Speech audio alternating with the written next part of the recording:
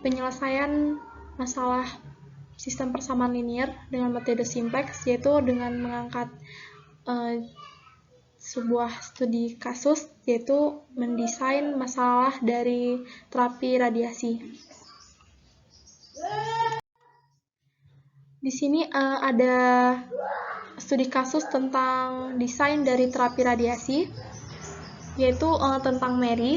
Jadi Mary di sini dia diagnosis menderita penyakit kanker stadium lanjut.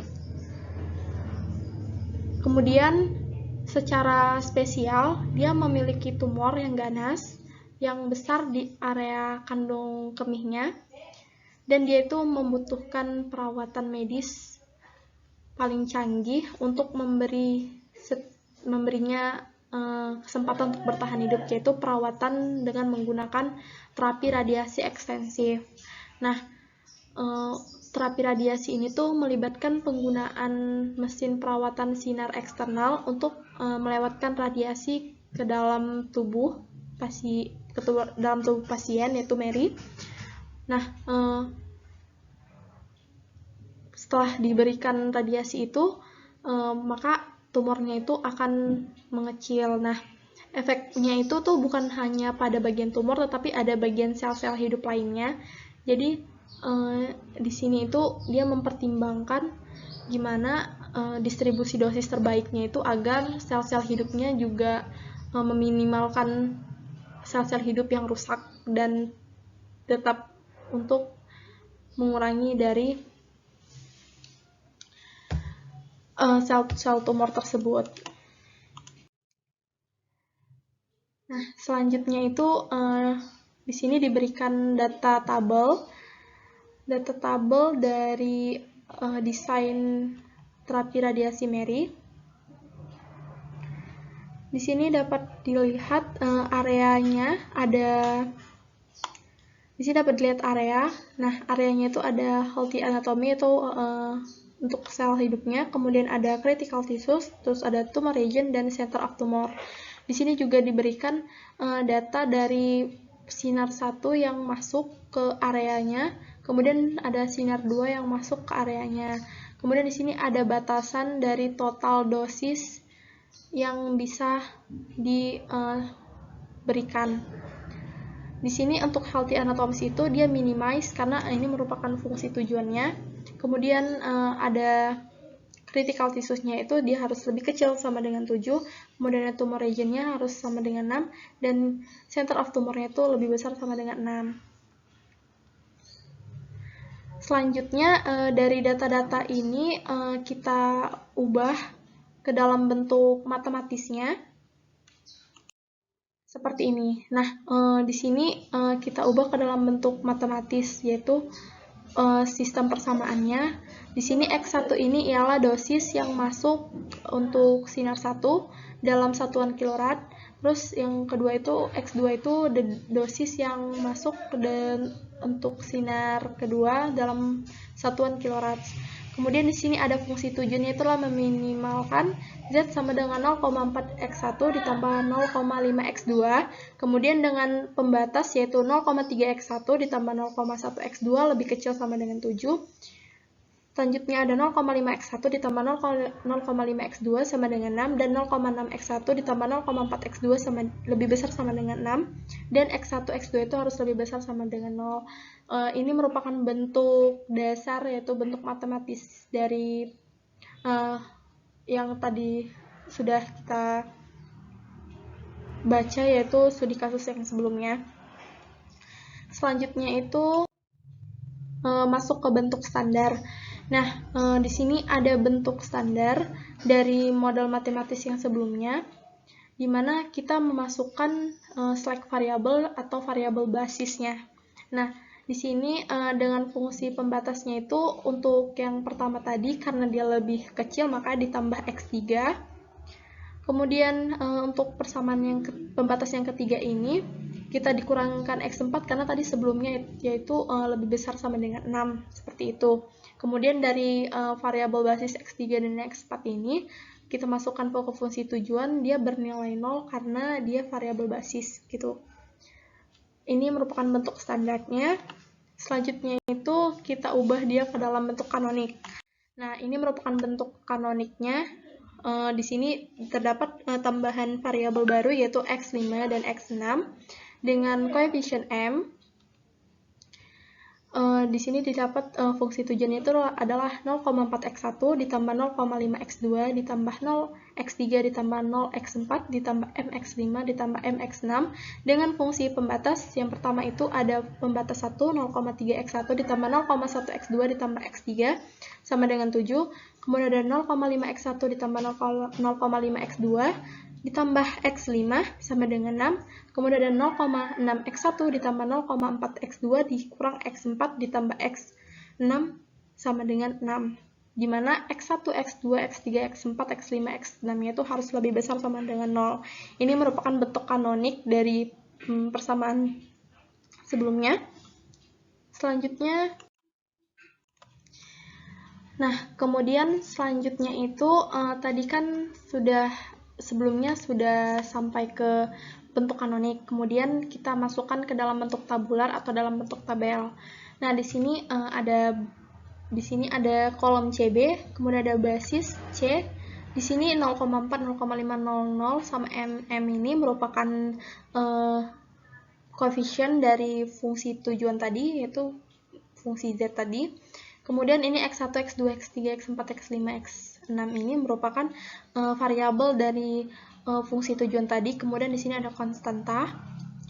Kemudian di sini ada baris X3. Kita masukkan nilainya seperti tadi fungsi pembatas pertama. Kemudian X5 kita masukkan fungsi pembatas yang kedua. Dan X6 kita masukkan fungsi pembatas yang ketiga dengan konstanta masing-masingnya. Kemudian dapat nilai C row ini yaitu dari operasi nilai C ini kita kurangkan dengan perkalian matriks dari kolom C1 dikalikan dengan CB seperti itu. Kemudian dapat nilai C seperti di bawah ini. Nah, untuk nilai Z tersendiri itu kita dapat dari perkalian bilangan konstanta ini dengan CB. Setelah itu kita tambahkan, maka menghasilkan nilai Z sama dengan 12M. Karena 7 dikali 0, 0, 6 dikali M, 6M, terus 6 dikali M, 6M, terus ketika ditambahkan jadi 12M. Seperti itu. Ini merupakan iterasi 1. Selanjutnya itu ketika mau kita iterasi 2, kita melakukan OBE pada baris ini. Yang pertama kita akan menentukan yang namanya baris kunci dari iterasi 1 ini. Nah, baris kunci didapat dari mana yang paling besar rasionya. Di sini kita dapat dua ini rasionya sama, tetapi kita pilih yang ketiga ini.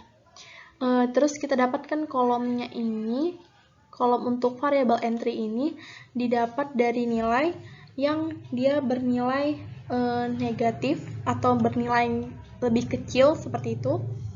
Di sini kita dapat 0,4 dikurangi 1,1 M, maka ini merupakan baris kunci dan ini merupakan variabel entry.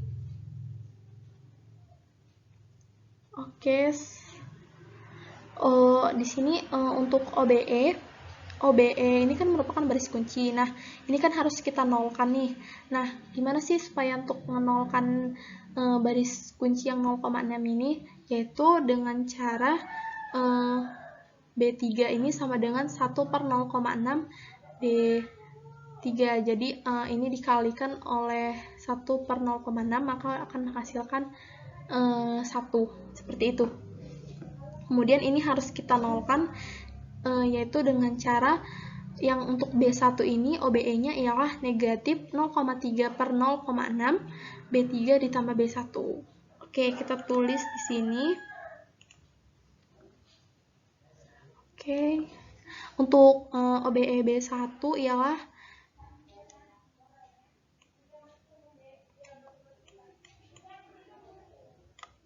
OBE 1 itu sama dengan negatif 0,3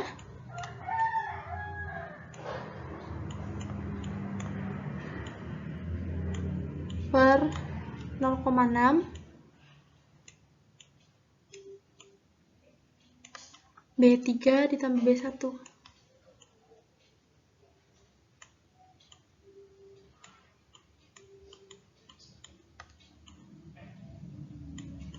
Oke, nah ini untuk OBE yang baris pertama, kemudian ada untuk OBE baris kedua. Di sini kita akan tulis OBE untuk baris kedua.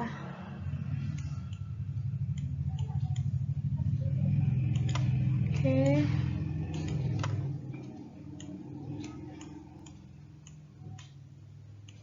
OBE baris keduanya itu ialah negatif 0,5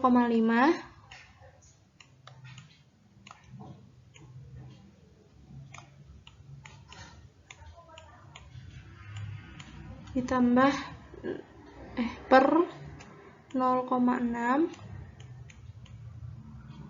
ditambah dikali B3. Maaf, dikali B3 ya. Ditambah,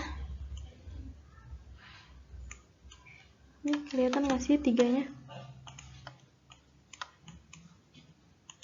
Kita buat yang lebih jelas ya. B3 ditambah B2. Seperti ini untuk OBE-nya. Kemudian ini untuk OBE 1 dan OBE 2. Ini baris 1 dan baris 2 di OBE menggunakan baris kunci yang yaitu baris 3. Kemudian selanjutnya masuk ke iterasi 2. Nah, pada iterasi 2 ini sudah di OBE tadi sebelumnya. Kemudian ininya masih sama dengan sebelumnya. Di sini konstantanya tadi juga dari hasil OBE. Kemudian tadi kan variabel sebelumnya ini kan ada variabel entry ini. Nah, untuk variabel entry tadi kan dia yang kolom pertama yaitu untuk X1. Nah, maka di sini dia menjadi X1. Di sini jadi 0,4 seperti itu. Nah, kemudian nilai C dari iterasi 2 ini didapat dari operasi bilangan C ini dikurangi dengan perkalian matriks kolom masing-masing C. Misalnya C1 misalnya untuk nilai C row untuk C1. Nah, 0,4 dikurang dengan perkalian matriks C1 dengan CB, kemudian didapat bilangan-bilangan ini. Kemudian Z ini didapat dari perkalian konstanta dengan CB. Nah, di sini kemudian kita iterasi lagi karena di sini masih ada yang dia bernilai negatif. Dia masih ada yang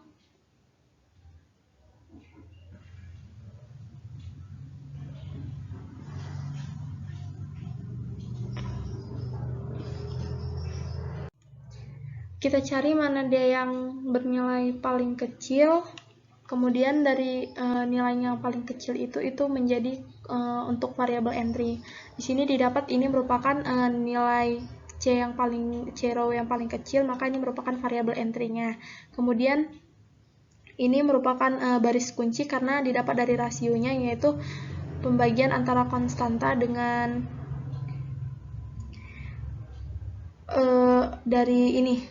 dari variabel entry ini tersebut. Nah, didapat nilai rasionya yang terkecil yaitu pada baris kedua, maka ini merupakan baris kunci. Kemudian ini merupakan iterasi 3 yang didapat dari beberapa OBE dan juga dari hasil CC yang pengoperasiannya itu. Nah, untuk OBE tadi iterasi 2 ketiga yaitu untuk ini yang tadi itu kan baris kedua merupakan variabel kuncinya, berarti itu dia OBE-nya itu 1 per 0,83 B2, kemudian untuk B1-nya negatif 0,5 per 0,83 tambah B1, dan untuk B3-nya 1,67 per 0,83 B2 tambah B3. Nah, di sini dari iterasi ketiga di sini sudah didapat bahwa nilai untuk C row-nya ini bernilai positif semua, maka kesimpulannya itu ialah untuk X1 sendiri itu sama dengan 12, didapat dari sini konstantanya. Kemudian X2 ini bernilai 0 karena di sini tidak ada X2-nya, maka untuk nilai Z-nya itu 4,8.